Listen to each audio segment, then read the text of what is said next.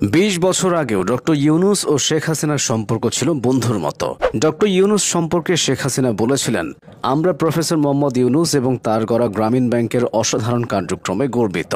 Doctor Zafar ইকবালের মতো ব্যক্তি যিনি শেখ হাসিনার অনুগত, তিনিও ডক্টর ইউনূসকে সম্মান করতেন। জাফর ইকবাল লিখেছেন, 70 ও 80 দশকে বাংলাদেশ পৃথিবীর সামনে পরিচিত হতো বঙ্গবন্ধু শেখ মুজিবুর রহমানের নামে। বর্তমানে পৃথিবীতে বাংলাদেশ পরিচিত হয় প্রফেসর মোহাম্মদ ইউনূসকে দিয়ে। কিন্তু হঠাৎ করেই শেখ হাসিনা ও ডক্টর ইউনূস দুজনের শত্রু হয়ে যান। এরপর ডক্টর ইউনূসকে শেখ হাসিনা পদ্মায় চুবানোর কথা বলেন। তিনি ডক্টর ইউনূসকে একাধিকবার সুদখোর ও জোসা বলেছেন। ছাত্রলীগের নেতারা বলতেন ইউনূসের নোবেল পদক কেড়ে নিতে হবে। কিন্তু কি এমন হয়েছিল তাদের মধ্যে? ডক্টর ইউনূসের প্রতি শেখ হাসিনা ও আওয়ামী লীগের বিদ্বেষ বাড়তে থাকে নোবেল জয়ের পর থেকে। বিখ্যাত ম্যাগাজিন দ্য ইকোনমিস্টের মতে, নোবেল প্রাপ্তির মাধ্যমে ডক্টর ইউনূস হঠাৎ করেই প্রধানমন্ত্রীর বাবা শেখ মুজিবুর রহমানের চেয়েও বিখ্যাত হয়ে যান। শেখ হাসিনা এতে অসন্তুষ্ট ছিলেন। হাসিনার মানসিক অসন্তুষ্টি সরাসরি ব্যক্তিগত বিরোধের রূপ নেয়। নোবেল পাওয়ার 5 মাস পর ডক্টর ইউনূস রাজনৈতিক দল গঠনের ঘোষণা দেন। তখন সেনা সমর্থিত তত্ত্বাবধায়ক সরকারের শাসন চলছিল। সেনা নায়করা আশা করেছিলেন বাংলাদেশের রাজনীতি থেকে শেখ হাসিনা এবং বেগম খালেদা জিয়াকে সরিয়ে দেওয়া সম্ভব। এতে ডক্টর ইউনূসের সায় থাকুক বা না থাকুক, রাজনীতিতে ইউনূসের নাক গলানোর বিষয়টি শেখ হাসিনা নিজের এবং তার দলের জন্য হুমকি হিসেবে দেখেছেন। এরপরে শুরু হয় গ্রামীণ ব্যাংক নিয়ে টানাটানি। বাংলাদেশ ব্যাংক দাবি করে বসে 1999 সাল থেকে ডক্টর ইউনূস অবৈধভাবে গ্রামীণ ব্যাংকের ব্যবস্থাপনা পরিচালক বা এমডির পদ দখল করে আছেন। তাই ডক্টর ইউনূসকে তারই প্রতিষ্ঠিত ব্যাংকের এমডি পদ থেকে সরানো হয়। ওই সময় মার্কিন পররাষ্ট্রমন্ত্রী একাধিকবার শেখ হাসিনাকে ফোন করেন। ডক্টর ইউনূসের ব্যাপারে কথা বলেন শেখ হাসিনার সাথে। তবে হিলারি পাত্তা পাননি। শেখ হাসিনা নিজের পথে হেঁটেছেন।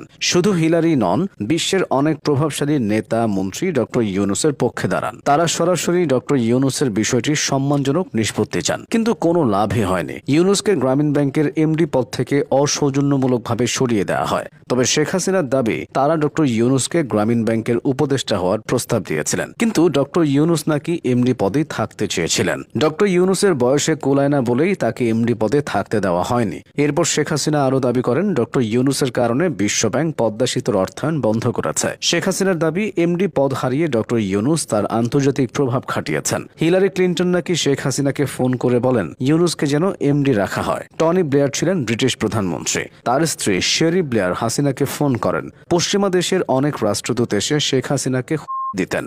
যদিও এসবের কোনো প্রমাণ শেখ হাসিনা কখনো দেখাতে পারেননি। এদিকে ডক্টর ইউনূস বলেন সরকারের দুর্নীতির কারণে বিশ্বব্যাংক পদ্মা সেতুর অর্থায়ন বন্ধ করেছিল। এরপর ইউনূসকে জড়ানো হয় একের পর এক হাস্যকর মামলায়, তাও দেশের বিভিন্ন প্রান্তে। অনেকে ধারণা করেন ডক্টর ইউনূসের নোবেল প্রাপ্তিতে শেখ হাসিনা ঈর্ষান্বিত ছিলেন। তিনিও নোবেল পুরস্কার পেতে চাইতেন। এদিকে একটা সময় প্রমাণ হয় পদ্মা সেতু প্রকল্পে কোনো দুর্নীতি নেই। শুরু হয় পদ্মা সেতু নির্মাণের কাজ। শেখ হাসিনা হয়ে ওঠেন আরও অপ্রতিরোধ্য। তিনি ডক্টর ইউনূসকে বারবার কটাক্ষ করতে থাকেন। চূড়ান্ত কটাক্ষ করেন পদ্মা সেতু উদ্বোধন করার দিন। তিনি ডক্টর ইউনূসকে পদ্মায় চুবিয়ে আবার ছেড়ে দিতে চেয়েছিলেন। তবে ডক্টর ইউনূস এসবের কোনো জবাব না দিয়ে চুপ থেকেছেন। আজ ডক্টর ইউনূস বাংলাদেশের অন্তর্বর্তীকালীন সরকারের প্রধান। অন্যদিকে শেখ হাসিনা পালিয়ে ভারতে আশ্রয় নিয়েছেন। তার ও তার দলের ভবিষ্যৎ অনিশ্চিত।